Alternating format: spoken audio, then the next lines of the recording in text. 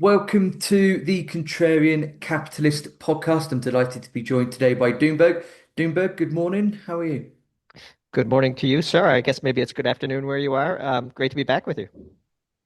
Likewise, always a pleasure to speak to you. And I should say a massive thank you because the first time that we spoke last year, back in 2024, it was that interview that really helped to propel the Contrarian Capitalist and get the name out there. So I'd like to thank you for, promoting that podcast back in 2024.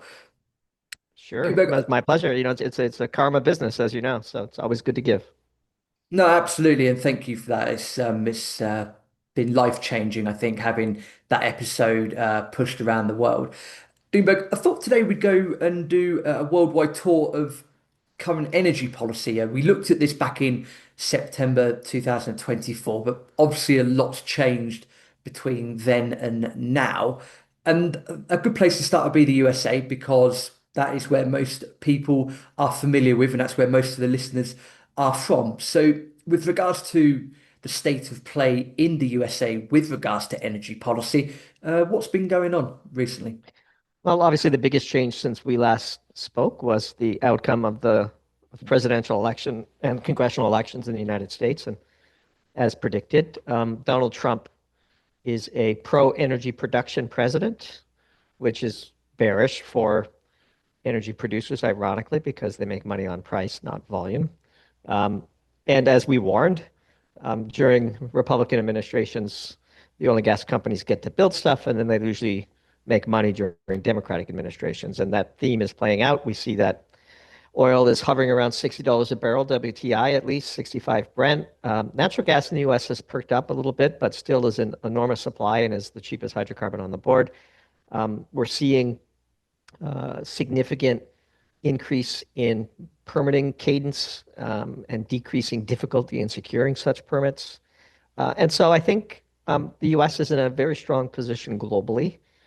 Natural gas is just, there's just so much of it here, and it's being produced at a record pace. And every pipeline, every gas collection plant, every gas separation plant that goes in is kind of, immortal and adds to the giant machine that is the U.S. natural gas infrastructure, which is a world-beating competitive advantage of an asset.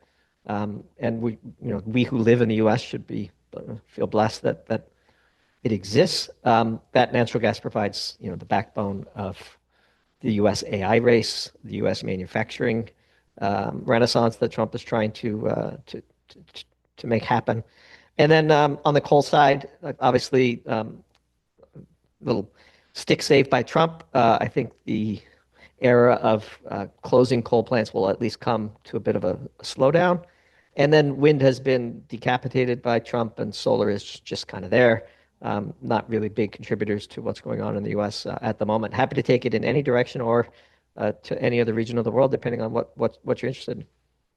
Well, I'd like to dip into an article that you recently wrote, Taleb's Law, and again that looked at AI, gas turbines, and energy arbitrage there. So if you can, do dig deep or dig a bit deeper, sorry, into the state of play with regards to natural gas in the USA.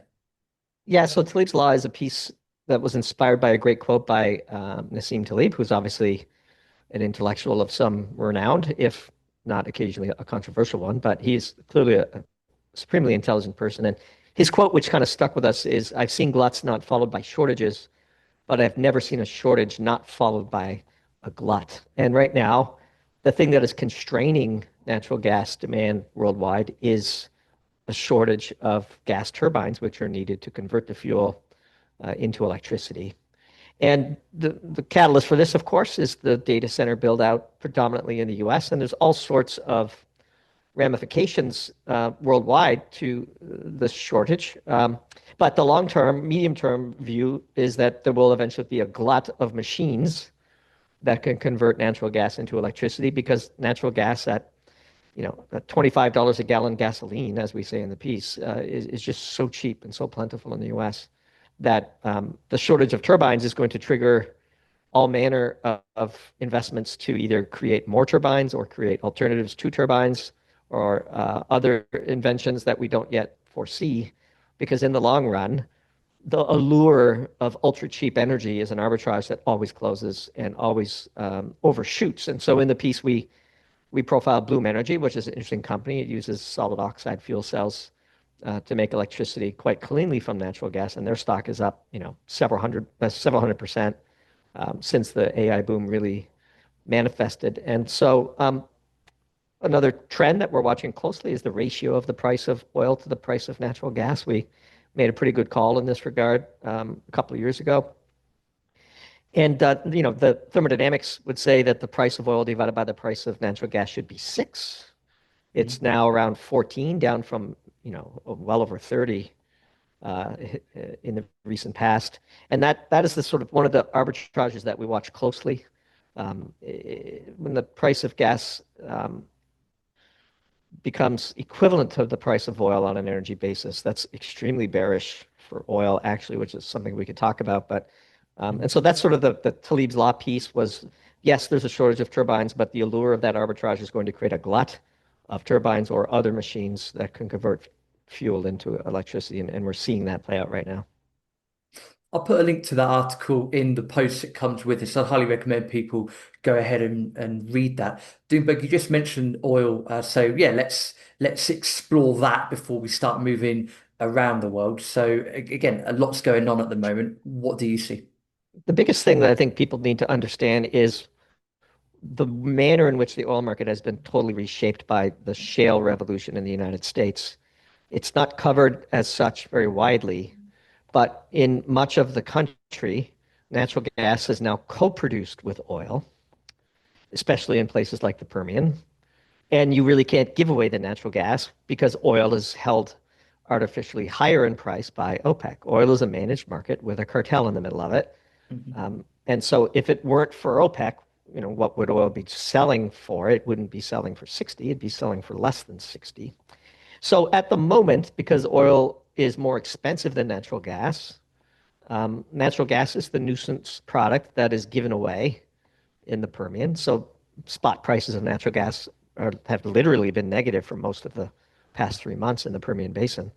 But in a world where turbine shortages are relieved and maybe the weather gets a bit colder and natural gas demand continues to grow in the US, if natural gas gets to 5, 6, $7 a million BTU in the Permian, which is the equivalent of 30, 35, $40 a barrel oil, suddenly oil becomes the nuisance byproduct that has to be given away. And I can tell you right now, if natural gas were trading at $5 a million BTU in the Permian Basin, the break-even price for oil producers would be negative because they would make so much money on natural gas, they wouldn't even need to worry about the oil. A complete reversal of what we've seen in the past 10 years there. And nobody has it on their radar today. But there's just so much gas. It's just like, I can't emphasize enough that the technology has unlocked, for our purposes, effectively an infinite supply. At least that's what we use for our modeling purposes of natural gas available at extraordinarily low cost of production. So when I read things online for people that look at the price of natural gas and get very excited about the fact that the price could, I don't know, treble, quadruple from here, for example, then what you're saying is because it's such a glut, actually, hang on a minute, that might not be the case. And we also have to remember the politics involved, i.e., if you're in a Republican phase, then normally you're building a bunch of stuff, but it's actually in a democratic phase where it starts to become more profitable due to various policies. Have I got that right? Is that right? Yeah, look, taking a sort of broad view, the Mm, long-term real price of all commodities is lower. The oil and gas companies are deflationary machines. They're technology powerhouses. There's so much in the way of hydrocarbons underground, and the industry is getting so much better at extracting it that we would never get long the commodities or the commodity producers. They're price takers who deflate their own prices. Now, look, occasionally there's a shortage and you see a super spike, and people get very excited about that. Um, our view is that much better to fade a super spike after it has come back in a bit than it is to try to predict its timing. So, what do I mean by that? If there's a shortage of natural gas in the US and the price spikes to 10, 11, 12, $13 a million BTU, and then it retraces 20%, you bet your bottom dollar that you could probably buy a put on that price and it'll pay off because it's going to collapse. It always does because of Talib's law. Shortages are always followed by gluts. So if you take the price of oil, managed as it is, and plot it in ounces of gold, the long-term real price of oil is low. I mean, just lower than it is today. Same with natural gas. Same with coal. Same with uranium. There's a Bloomberg inflation-adjusted spot price of oil, and I'm just pulling it up on my trusty Bloomberg machine while we're talking. The inflation-adjusted price of oil today is $18 a barrel. That's in Wow. 1983 dollars, I believe. And what does that tell you? It tells you that there's an enormous amount of oil, and the companies keep getting better at finding it. And so why getting long natural gas, getting long oil, waiting for a spike, to me is the equivalent of buying VIX. It's just, occasionally you get a super spike, but you're going to lose a lot of premium between now and then. A lot of wasted opportunity. And last thing I'd say is, look, if you have to buy a commodity, just buy gold. It's the center of the financial universe. So anyway, that I digress. Doomberg came of age during an energy crisis, and so some of our readers may have been confused into thinking that we are energy bulls. We are energy realists, and in the long run, again, the real price of all commodities is lower. Well, it's the joy of having yourself on the show is you just say it how it is. And I think that everyone that follows your work and has listened to any interview that you've ever done would say the same thing. It's about saying what you see basically at the moment. Okay, so that's the broad spectrum in the USA. Let's head over to Europe, and we could go anywhere within Europe. To be fair, we've seen Germany knocking down its last nuclear plants. The UK continuing its decommissioning, refusing to go for oil and go for gas, etc., etc. Again, from everything that you've read and that you've written about, it sounds like it's quite a dismal state of play within the continent of Europe at the moment. Until there is a political revolution in Europe, nothing is going to change. In fact, just amazingly, I was reading in Upstream Online this morning, a great industry periodical, about how Qatar and the US just wrote a letter to the European Commission saying if you don't get rid of this, net zero requirements that kick in 2027, both the US and Qatar are going to stop delivering LNG to Europe. I mean, what's the plan? So it's insane. Europe is going to do Europe things until Macron is out, van der Leyen is out, Merz is out, Tusk is out, and Starmer in the UK is out. All of these leaders are wildly unpopular. Um, None of them recognize, or at least are willing to address the core issue, which is Europe has impaled itself on an energy basis. And unless and until we see a radical leadership change, which we think might be triggered by the end of the war in Ukraine, when what's actually happened on the ground and the propaganda that has been fed to the European citizens by their elite, when those two things are compared in an after action report, we do think there's going to be a clean sweep of what has to be the most incompetent leadership class in the history of Europe. It's really quite staggering. I'll just give you some numbers. These are the numbers we've quoted before. The Statistical Review of World Energy, the Bible for energy statistics comes out every June. It's like Christmas here in June for us. That last year they started separating out the European Union, and so that means you could just look at the 27 member states in aggregate.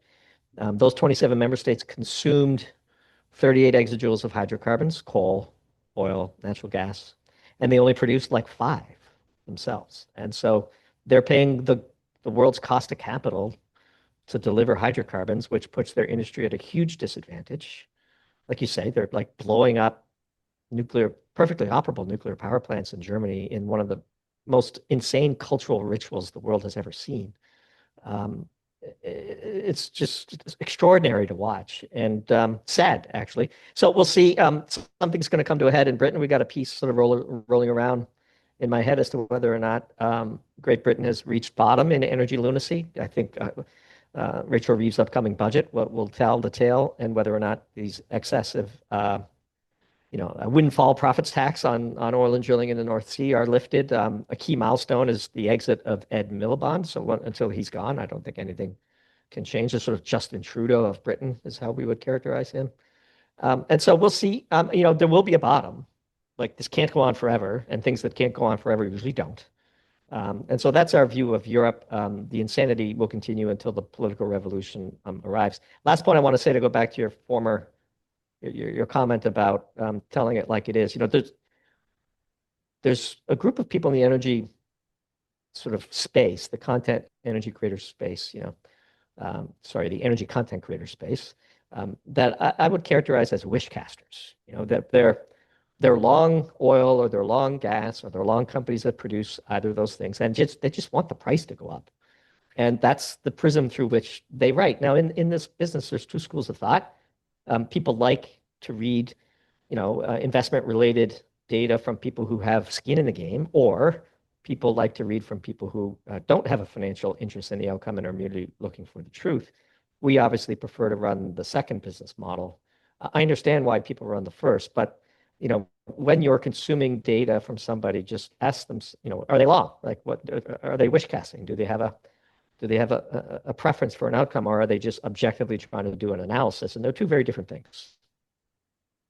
Absolutely. I do think it's one of those subliminal things. If you have a position in anything and you're then trying to portray that, then that can easily get into your writings or, even in podcasting, to be fair. So that's a very good distinction. And thank you for making that.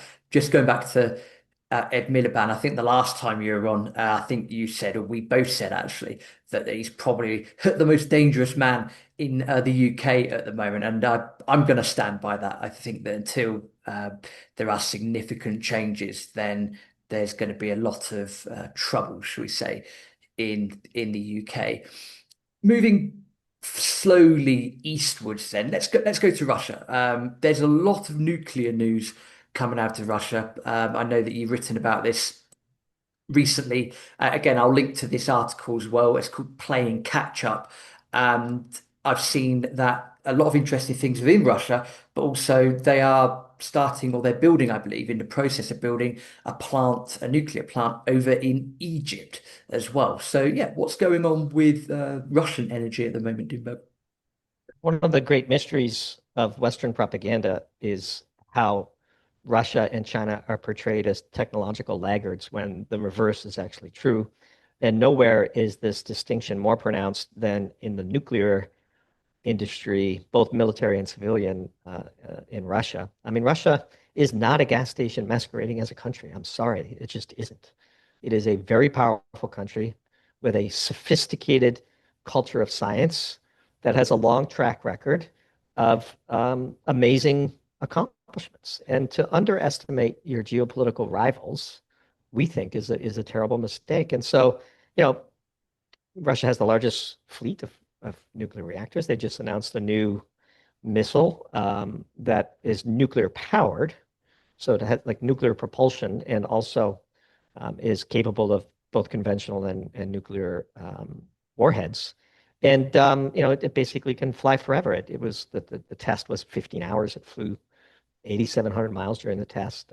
They've just announced a new submarine, a 60-foot long torpedo, Poseidon, which, if blown up outside, say, oh, I don't know, along the U.S. eastern seaboard, would create a massive tsunami of, radioactive water that would make life unlivable along those coasts. This, of course, is to ensure that Russia has, a second strike ability in all scenarios. These things are capable of operating basically autonomously now. Scary to think about. But whether you take those military claims at face value, there's just no denying that Rosatom is Russia's national oil nuclear company is a world leading outfit. It's building dozens. It has built or is building dozens of reactors all over the world. By comparison, Westinghouse is currently not really building any. There's a few AP1000 knockoff designs going in China, the CAP1000.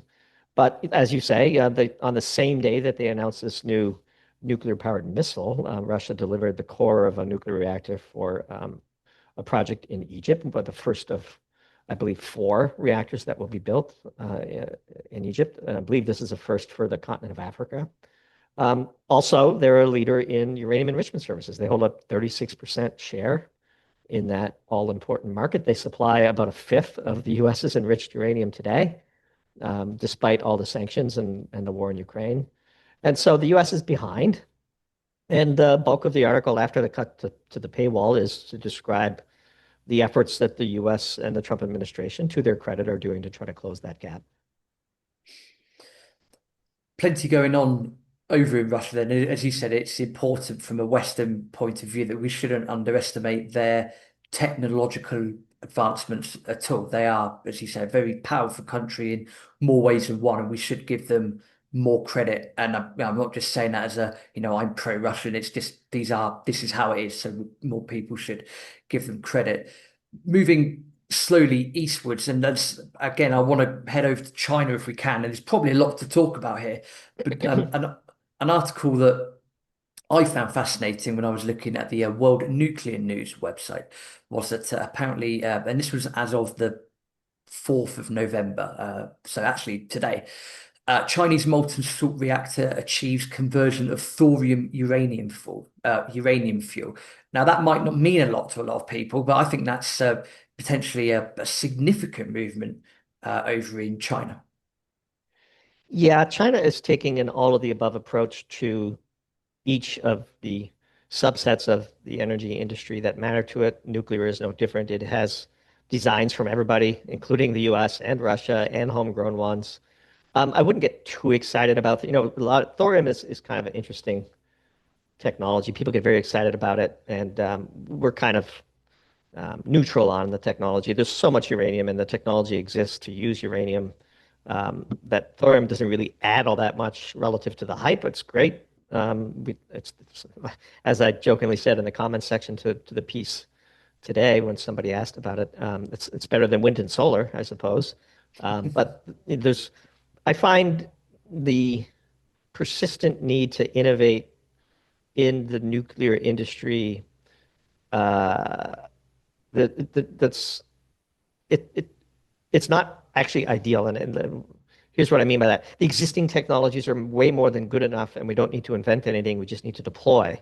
And every time you invent something new that's slightly better or solve some fake problem that doesn't actually exist, like fusion, for example, you're just distracting from the primary mission, which should be take the best of the designs that already exist, the Americans, the Koreans, the Russians, the Chinese, standardize them, build out a supply chain, and go from there. And to Trump's credit, I think this deal that we described in the piece today with Westinghouse, where basically Japan is going to pay for Westinghouse to go down the path of deploying AP1000 reactor designs over and over and over again, is the way to go. Credit to the Trump administration for doing that. Pretty creative deal, as we described in the piece. But do we really need thorium? Do we really need fusion? I mean, fusion solves two fake problems.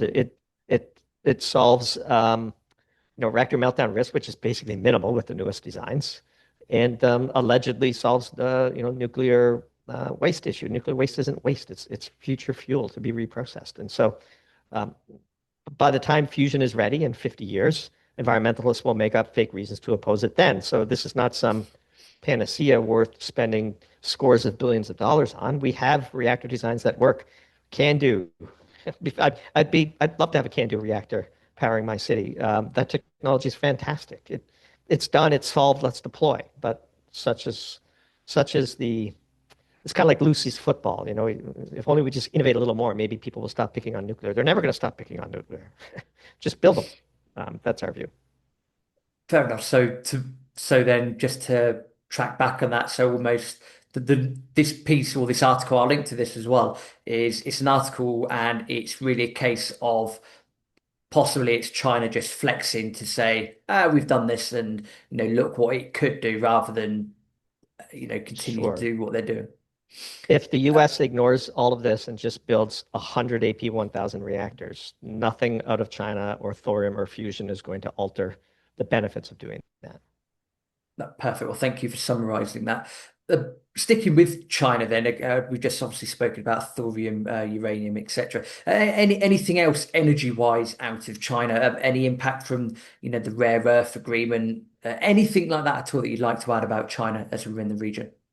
Sure, China's only real remaining vulnerability is crude oil, and I think it has flexed its muscles with regard to the U.S. and the tariffs and sanctions war quite effectively. I know it's being spun in Western media as sort of a loss for China. It's the opposite of a loss for China. What other country has stood up and caused the U.S. to stand down in this way?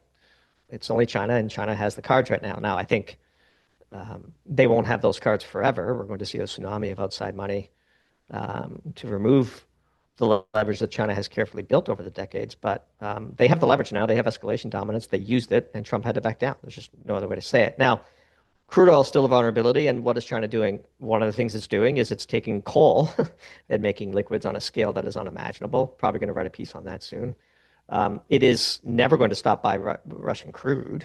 It can't. It won't. And so sanctions in that regard just won't work. They always fail anyway.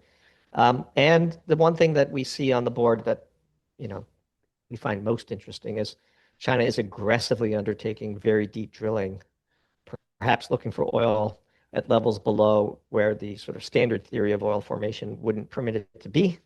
And if we ever see that headline cross the wires, then the game will really be changed globally. So that's sort of a long shot, black swan moment for the energy markets that we're keeping a close eye on. Last thing I'd say about China and energy is it's got as much natural gas as it's probably going to need until it can build a domestic gas turbine industry, which we talked about in the piece on Talib's Law. And it's an LNG swing player now. It has a lot of LNG capacity. It tends to be a trader of LNG opportunistically. But it has, pipeline natural gas, and the Power Siberia 2 is coming from Russia. Molecules that should be going to Europe will eventually go to China.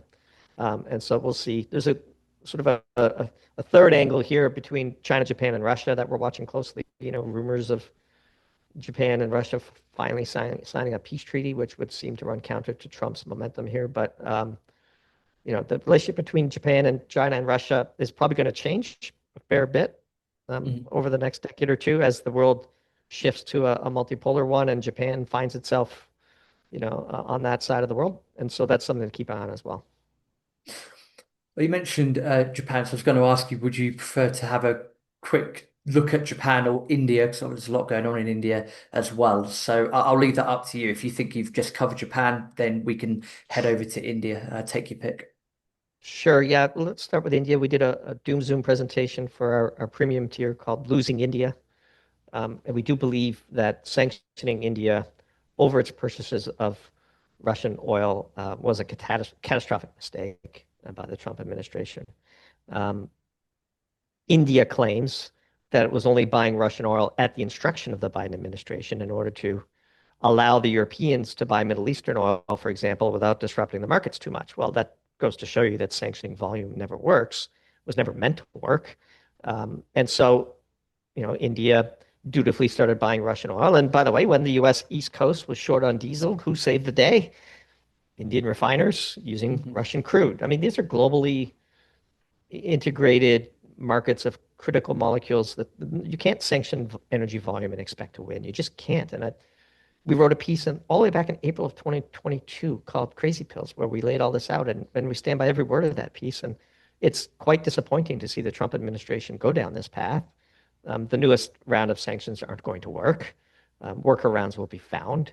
And all it's doing is weakening the US dollar system, weakening Trump's reputation, and hurting the US geopolitically. Is there anything else to add while we're on that subject of US, China, India, and oil? Is there anything else that you have written or read that you would like to add to that at all? I mean, so we're preparing our upcoming Doom Zoom, tentatively titled, World War III, a brief history and where we go from here. We are in World War III. We believe it started in 2014. There's obviously a hot war in Ukraine. There's been a few battles in the Middle East. We might see one here in the Caribbean.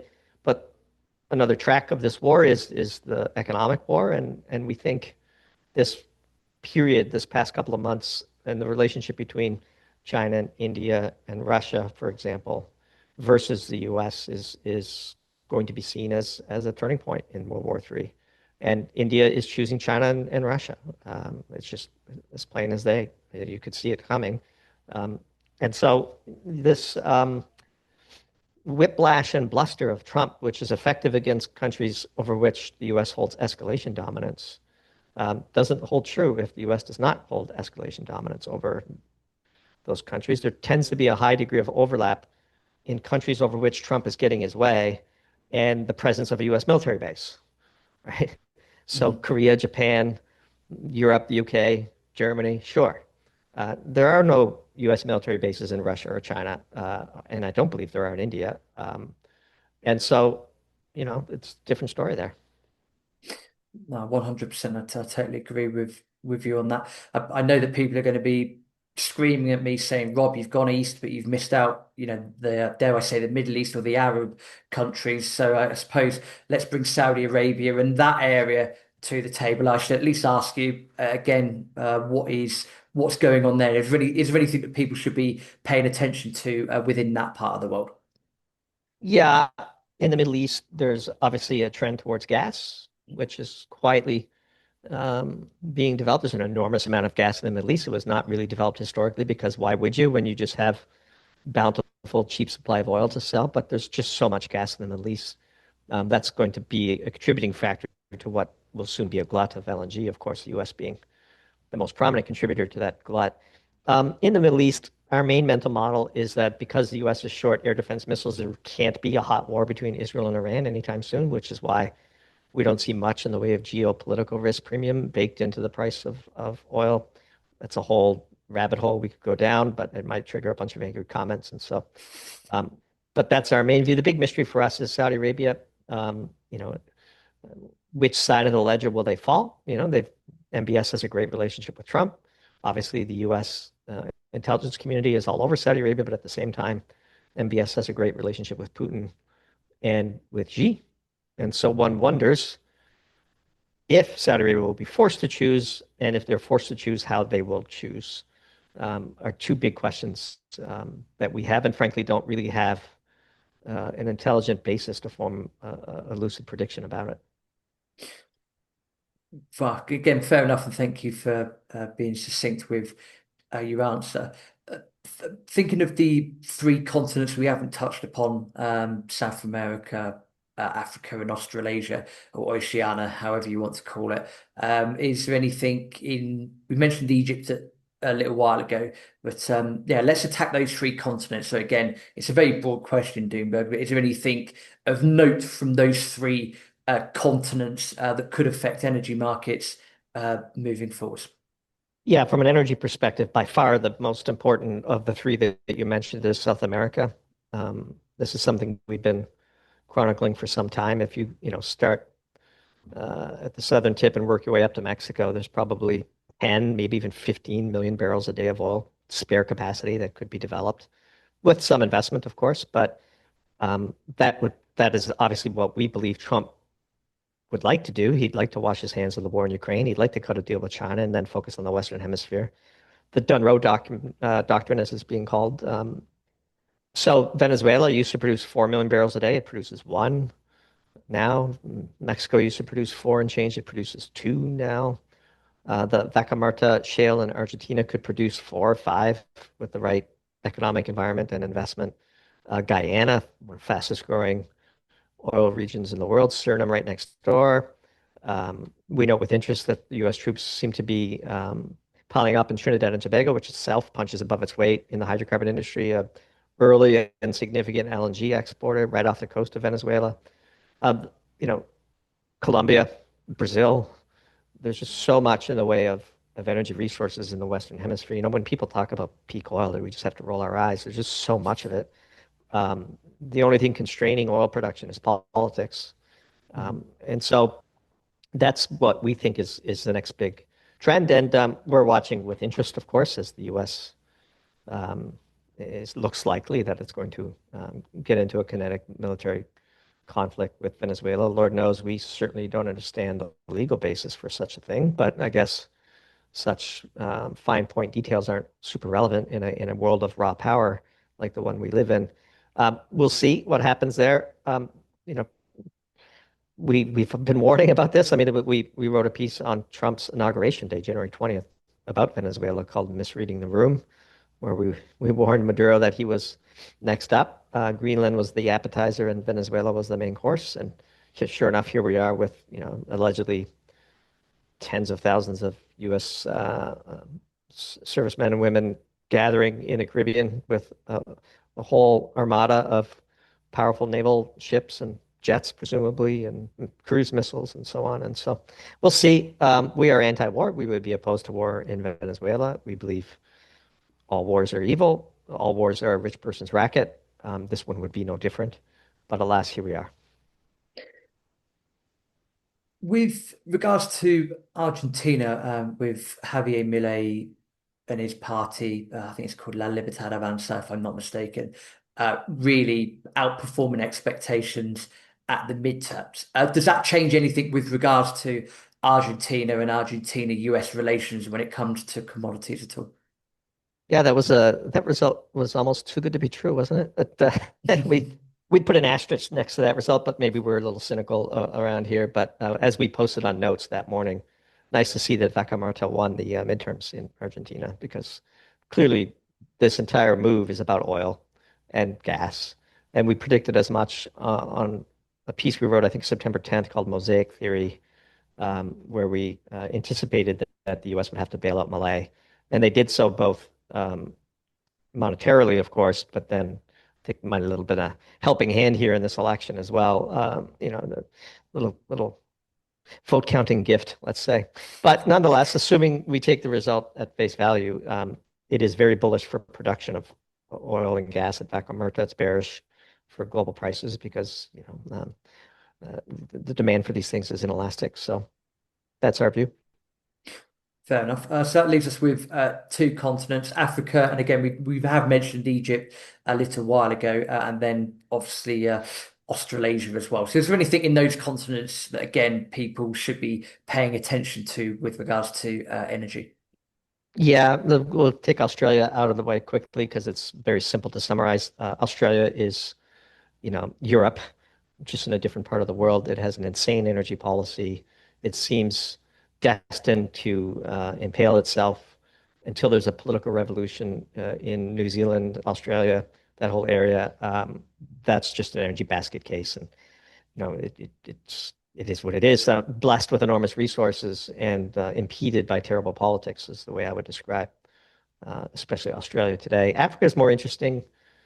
We did a Doom Zoom presentation on this called Out of Africa, just enormous resource-based classical issues of political instability, civil wars. Boy, if it's forever thus, but if that continent could ever get itself in order, there's just so much potential there. The birth rates are really well above replacement rates, and one of the rare places in the world where that's true. Just look at well, I mean, it's incredibly large landmass, right? Mm. And it's got everything it needs to be self-sufficient. Will it get there is always the big question, so we'll see. Keeping an eye on Nigeria, of course, and a few other political hotspots. But Africa is it's mind-blowing how much potential is there and really tragic that it has not yet been realized yet. 100%. Every time I check in on various, more so like gold miners, for example, you've got, I think, if I'm not mistaken, places like Mali and Congo, etc., etc. There always seems to be issues, and it does seem to feel like if they can resolve themselves, which is easier said than done, I appreciate, then, Africa certainly could be an incredible hotbed of energy and just production in general, I think, moving forwards. Yeah, no, there's no shortage of opportunities there for sure. Well, that's pretty much the world covered. Is there, I don't want to keep asking the same question. It sounds like I'm being quite lazy with my questioning today, but I'd rather ask a simple question and yet let yourselves take the lead. Is there anything we haven't covered energy-wise, and it could be anywhere in the world, anything that people need to be paying attention to, whether it's geopolitics, macroeconomics, or just production of something? What else do people need to be aware of? Yeah, I keep a close eye on the European Union. Again, we're looking for signs of political revolution, not just popular movements, but popular movements that actually gain power. Czech Republic was an interesting development.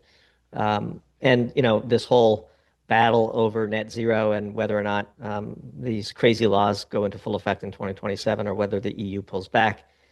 We're watching France very closely, not because France is an energy power, but because if Macron topples, then that could be the first domino that leads to political revolution across Europe. Obviously, keeping a close eye on Great Britain. Again, we mentioned earlier Ed Miliband and whether Starmer can persist.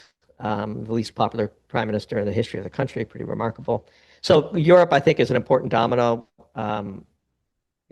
For the global scene, the countries within it are dominoes, and then Europe itself, in aggregate, is something that we're keeping a very close eye on. And I know we covered it, but that's probably top of mind for us right now. Oh, Doomberg, perfect. Well, thank you for that summary of around the world energy. I think we've covered a lot there. And I think that if people are going to take away a couple of key points, well, number one, you, as you've just said, but secondly, just bear in mind uh, the political aspect of the difference between a Republican Party in charge and a Democratic Party in charge with regards to how energy plays out. I think that's important to bear in mind, regardless of people's political allegiances. I think that's probably the key thing to take away from today's episode. Yep, you bet. Always like to give people the opportunity to find out how they can get in touch with you. We've mentioned a few articles. I will link to them in the notes as well. But do better if people want to connect with yourselves. How can they find you? Yeah, sure. I'd like to plug two projects if you don't mind. We have Doomberg, of course, at doomberg.com. And then one of the Doomberg co-founders and its editor-in-chief has launched a fantastic Substack as well out of the Doomberg team. It's called Classics Read Aloud, as the name implies. The mission of Classics Read Aloud is to sort of resuscitate and breathe new life into these amazing classics that are kind of forgotten in the fast-changing, AI-driven algorithm news world. The motto of Classics Read Aloud is you're never too young or too old to enjoy being read to. It's produced in the same Doomberg quality on brand, outstanding production value, really great stuff. Check it out, classicsreadaloud.substack.com as well, and doomberg.com for all of our work. Robert, it's always great to talk to you, and we're looking forward to the next one. 100%. And I will link to everything, of course, in the post as well. Doomberg, thanks again for your time and look forward to catching up in 2026. You bet.